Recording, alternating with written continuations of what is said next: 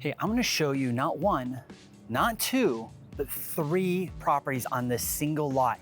And the front one actually has a short-term permit allowance for short-term rentals.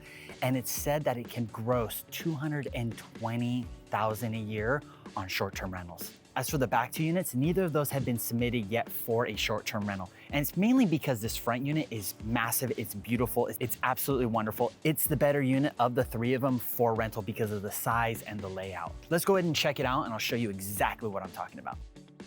Okay, so here we are entering the property and we're just gonna start in the living room. As you can see, very, very open space, lots of natural light, really, really good space for entertaining.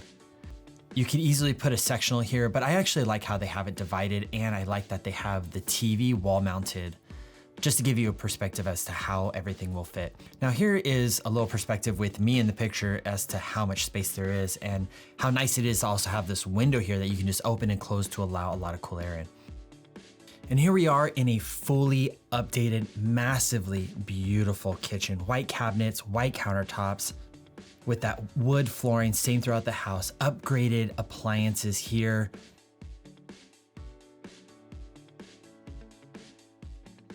I think the route of using silver with the lights and the faucet and the handles really tied everything together with the stainless steel appliances. And I really like how they did the blue subway tile backsplash. Now this is just a little perspective. If this is being used as an Airbnb, you can see there's just tons of space for you to put all the necessities that anyone renting the place would actually need. And then there's this really rad refrigerator.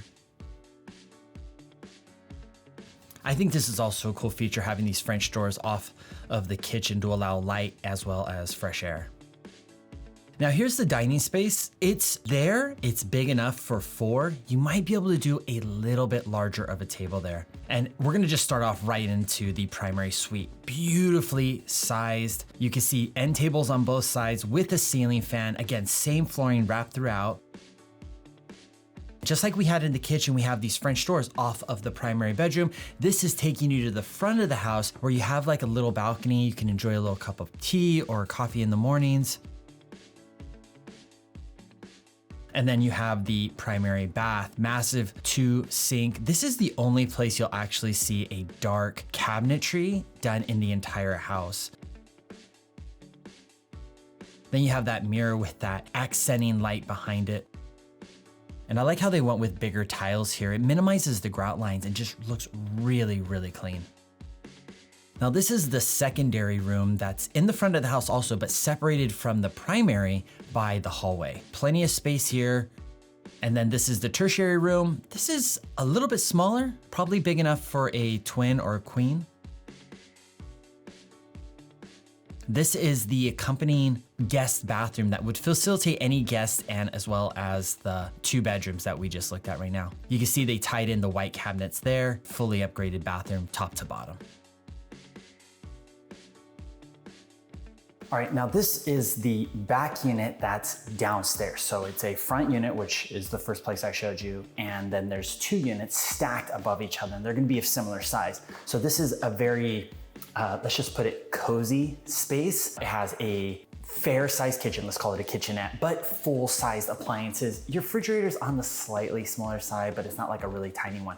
What I do like about this space though, is that it does have a closet just like next to the kitchen that has space for like the Euro style washer and dryers that are a little bit more narrow. But full new countertops, cabinets, the floors look absolutely amazing. The room is a good size. I would probably put the bed in between the windows just to allow space on both sides of it, and then a walkway at the foot of the bed, rather than putting the bed against the wall that's this wall right here that's like right next to the living room. And for the living room, they actually have a plug up top and plug back down low, which kind of gives you an idea of where you're gonna put your TV. And so you would probably do like a sectional or maybe like a small 2-seater. And then what I also like is that they have a split AC system here. So during the summers when it gets just a bit warmer here, you can have AC there, a split system. And with the space being this small, it's not gonna take a lot of power from that to cool this entire space down. So even though you don't have an AC in the other room, you do have a ceiling fan, which is fantastic when you're sleeping at night, and then 2 windows to allow air in. But you also have the AC that where you can run it and just leave your bedroom door open and it'll cool the whole place. Now there's this nook space right here that doesn't have a very obvious use to it. It's kind of a scenario where it's like better to have it than not. Now what they could have done is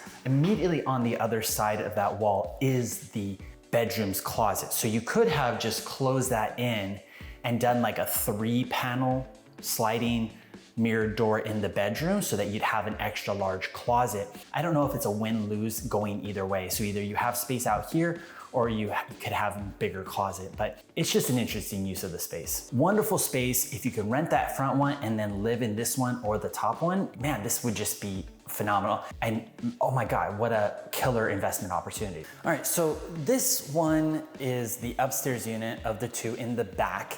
This is a 3-bedroom, 2 full bath. The primary can fit a queen size bed. It'll be a tight fit. Regardless, the living space is a reasonable size and you have like this melded kitchen living area. The 2 that are not the primary, they're probably big enough for a twin or to be used as an office only. On top of that, you do have AC, which is nice.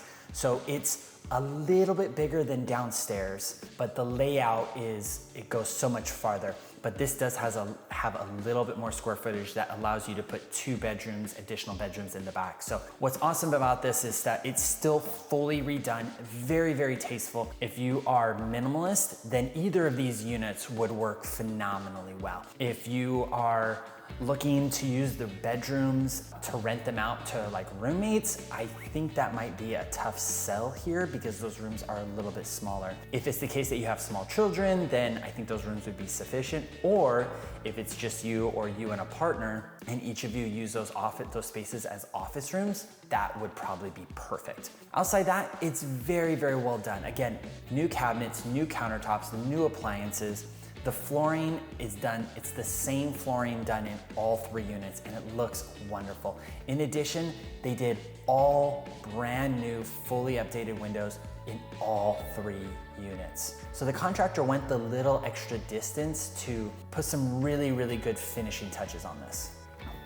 All right, so we've previewed all 3 units. We have the front unit, which is a 3-bedroom, 2-bath. Just everything's absolutely wonderful about it.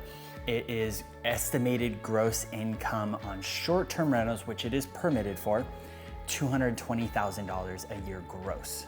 Then we toured the back 2 units, which are stacked above each other.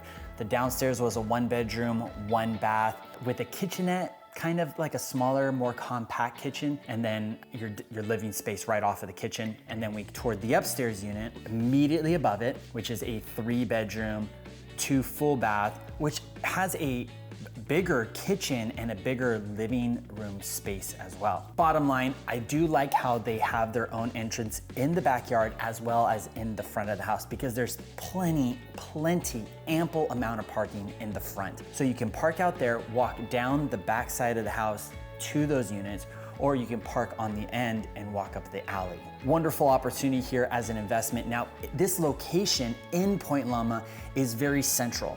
You can go a skip over to OB. It's very, very close. You just go right over the hill to OB, or you can go the opposite direction towards Rosecrans and you're in the heart of Point Loma with Liberty Station and such. So as an Airbnb, this is wonderfully located.